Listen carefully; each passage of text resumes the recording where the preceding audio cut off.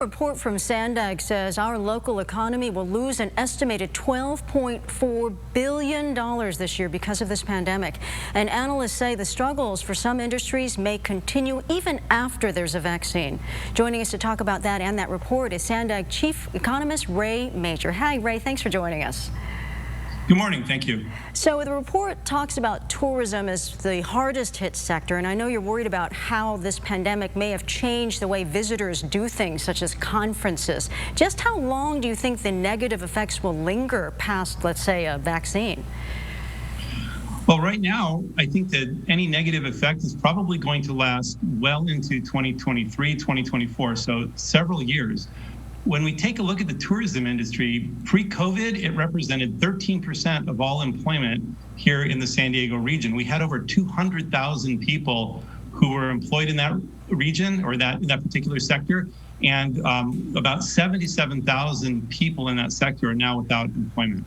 Wow. And it's not just tourism. Brick and mortar could also be hurt hard past the pandemic. Can you talk about how our move to online shopping may really hurt that?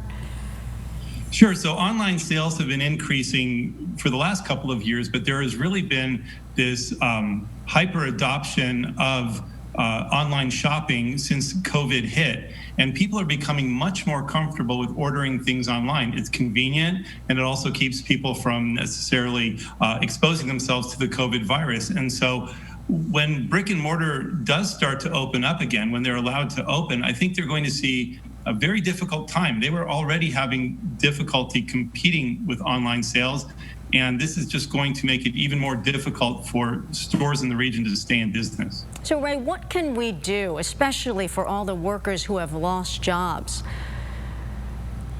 Well, at this point, we really need to start thinking about retraining programs, because many of the jobs that exist are not going to be coming back anytime soon. If you think of tourism, for instance, and you think of how business travel may change in the future, we may not have as many conventions here in San Diego as we used to, and so that we wouldn't have as much of demand for that particular sector. So we really need to find out ways of moving people into industries that are really stronger and not necessarily in the retail or the tourism sector.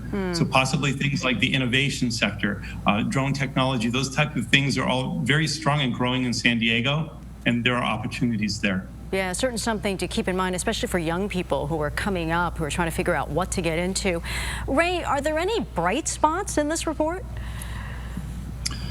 Well, in this report, there may not be any bright spots, but I think that the one thing is that if we took a look at how much the economy was going to contract this year, which we anticipate is about 4.7%. We used to have a $265 billion GRP, and it would be shrinking by about 12.4 billion. That number would have actually been a lot larger if it wasn't for the influx of federal funds and state stimulus monies. And so with the trillions of dollars that the government is pumping into the economy, it is helping to buoy the economy here locally.